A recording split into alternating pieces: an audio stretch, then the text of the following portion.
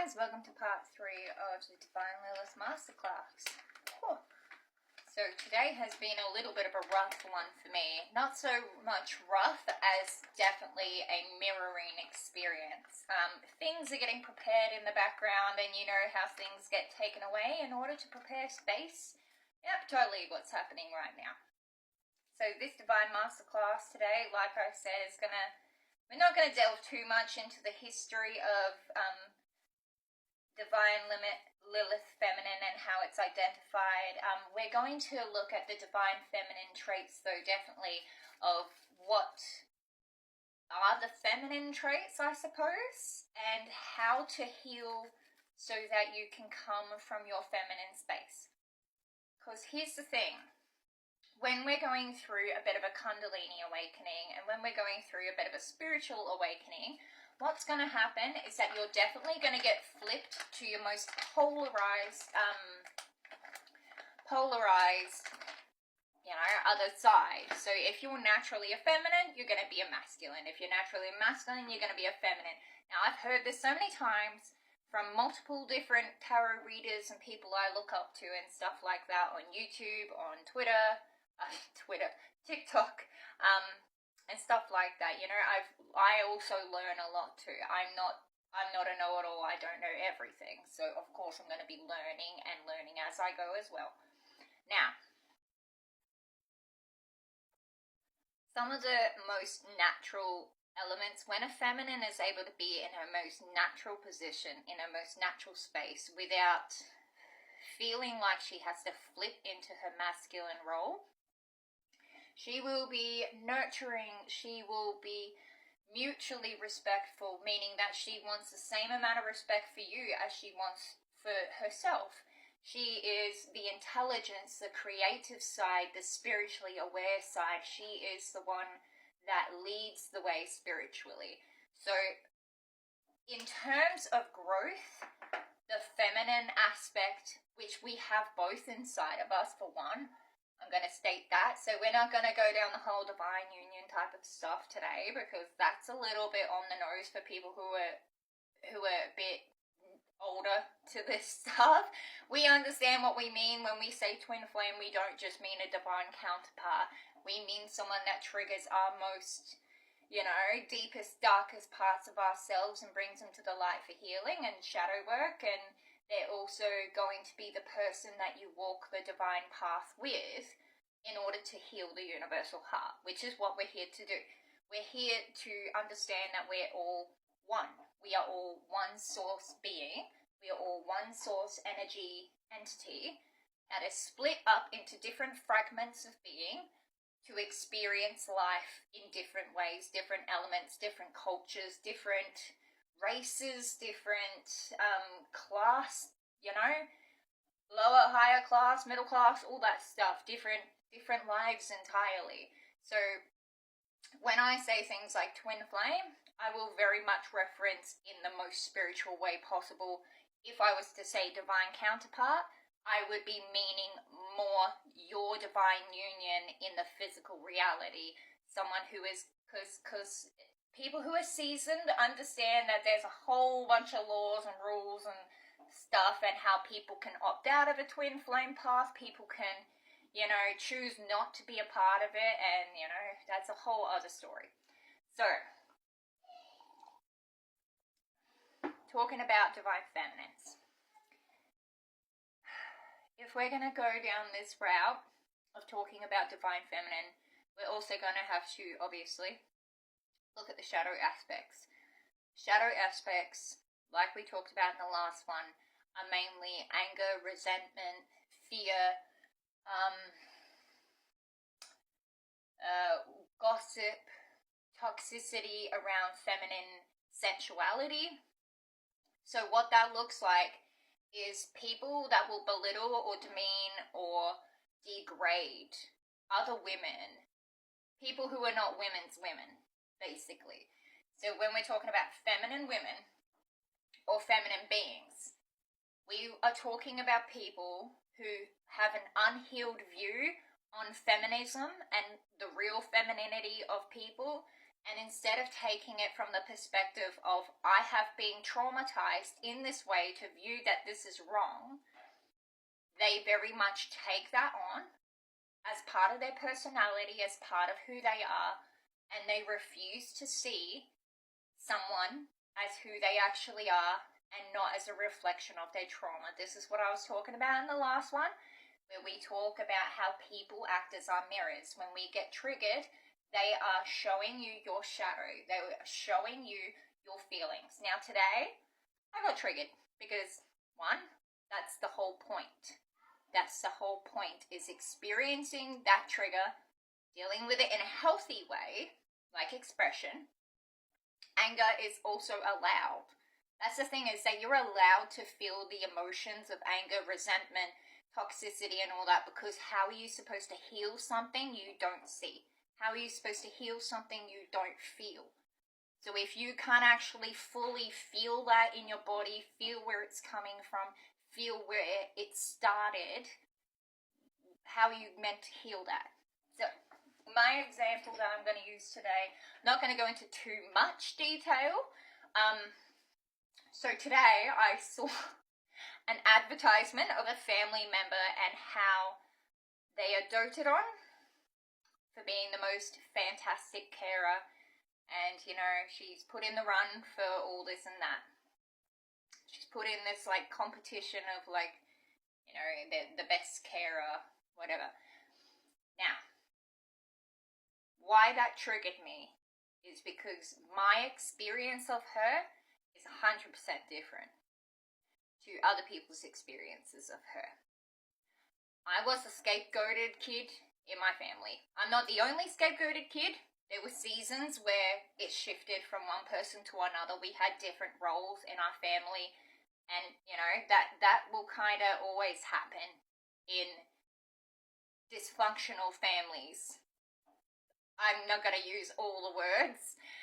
Dysfunctional families, to put it lightly. So all my shadows are basically, when you have a scapegoated family member, you might have a golden child and a scapegoat, or you might just have one or the other. What that parent will do is say, here's all of the bad stuff, and give it to the scapegoated child. And then they will demonize that child. So, things like lying, promiscuity, sexualizing a child, stealing, not following rules, not dressing appropriately to them, meaning that you don't fit the narrative of what I believe dressing nicely looks like. Meaning that if you wear clothes that I don't like, there's something wrong with you instead of the way I feel about it. So, this is very much the relationship I had with this family member for my entire life, and it never changed. Now, I've removed myself from my family system for almost 2 years now. And I'm sure there's probably things that have been said about me and things that have been blamed on me, and that's okay. Because while I may still get triggered for the things that have happened to me and my children and the things that we have had to experience, and that's why we left, I do forgive her because I understand that she is 100% trapped in her trauma. I have nothing but compassion for this lady, because to live in a hell like repeating your own trauma over and over and over and over and over again, that's worse than anything else. So when you get triggered with situations like this, there's really only two things you can do. Like there's multiple ways that you can express it, but it's either you're going to suppress it or express it. So when it comes to toxic femininity, toxic masculinity, those are suppressed emotions and suppressed traumas that people don't want to express. So when they see that mirror put in front of them of the way that they also experience this trauma and it wasn't taken care of, they are going to vomit that all onto you. Now, the best way to safeguard is to practice having boundaries. Boundaries does not just mean cutting people off. Now, I understand that I've walked away from that family system, but that was over the course of 5 years of me setting boundary, actually longer than that. 6 years of me constantly setting boundaries, faltering on my boundaries, setting boundaries, faltering on my boundaries, going no contact, not going no contact.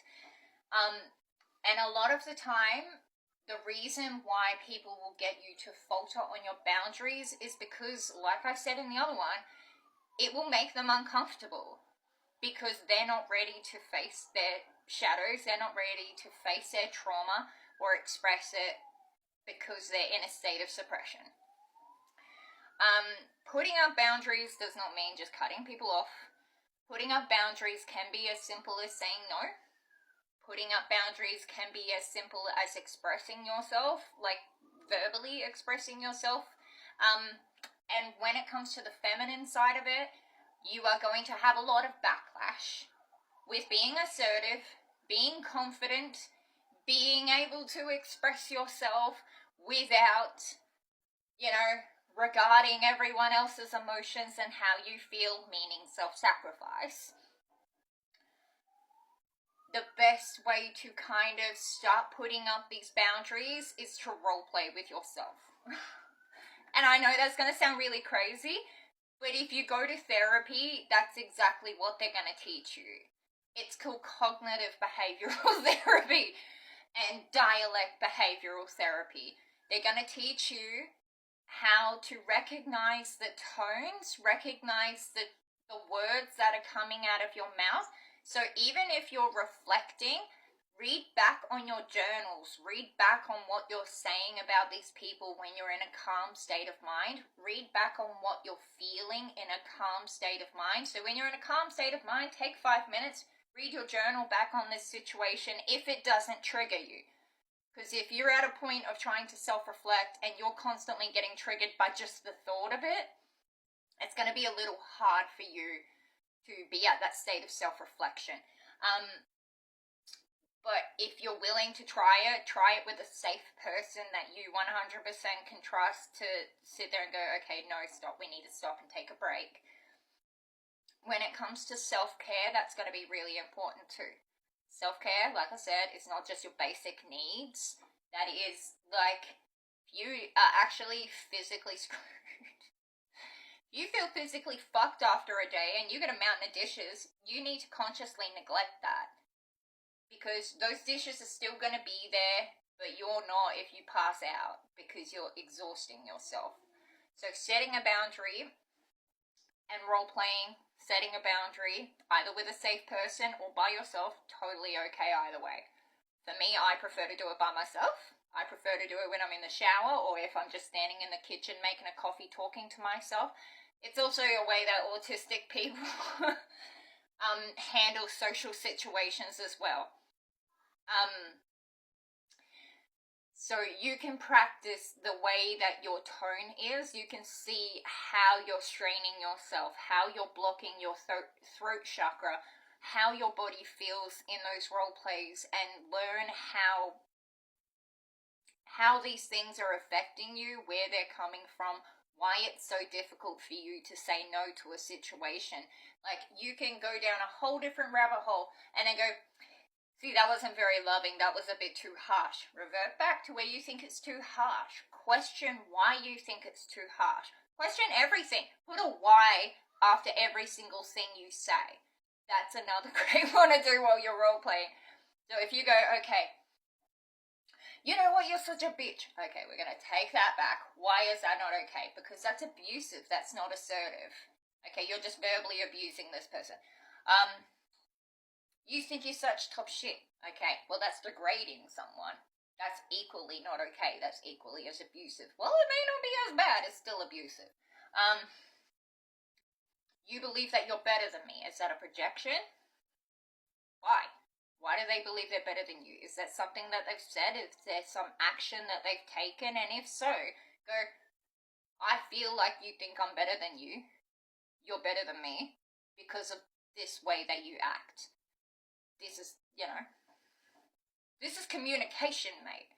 This is basic fucking communication. And while I know it's hard for people to understand basic communication, because a lot of people just suppress everything in their fucking head, and then they go gossip to other people. That's toxic femininity at its finest. So it may seem really silly. You may seem like a therapy session. But this is actually what Divine Feminine does. Divine Feminine is in charge of communication, mutual respect, nurturing, spirituality, the line between your spirituality and your 3D world.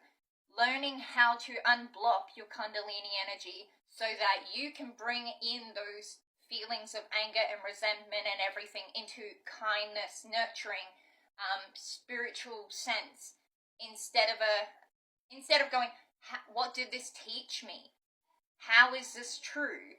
Questioning things about yourself or other people in a kind and nurturing way, not like, oh my god, I'm such a piece of shit. Why am I a piece of shit? Because I did this, because I did that.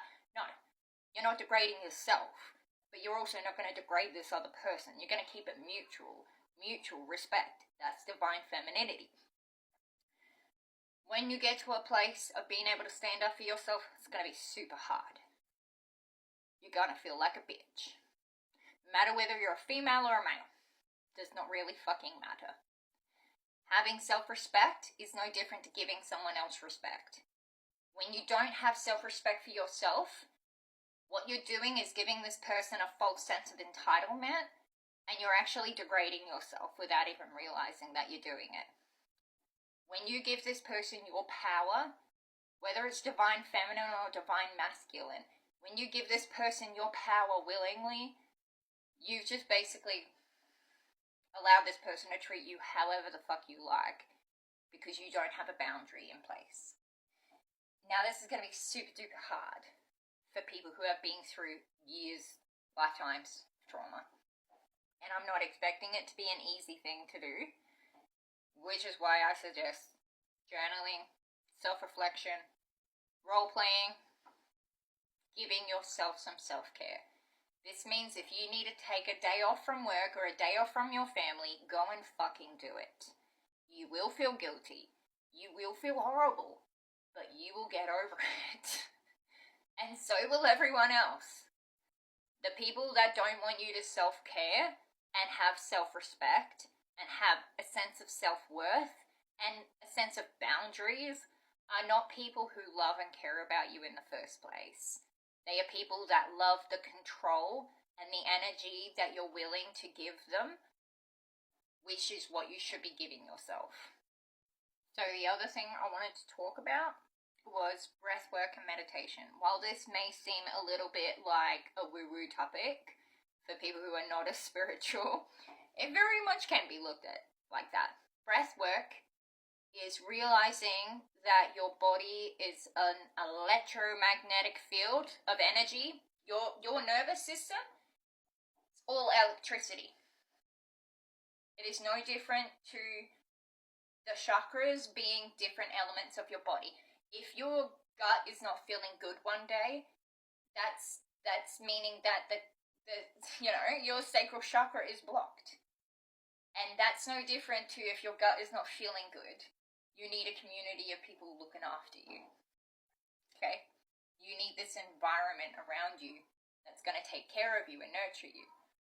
No different to if you have heart palpitations like me.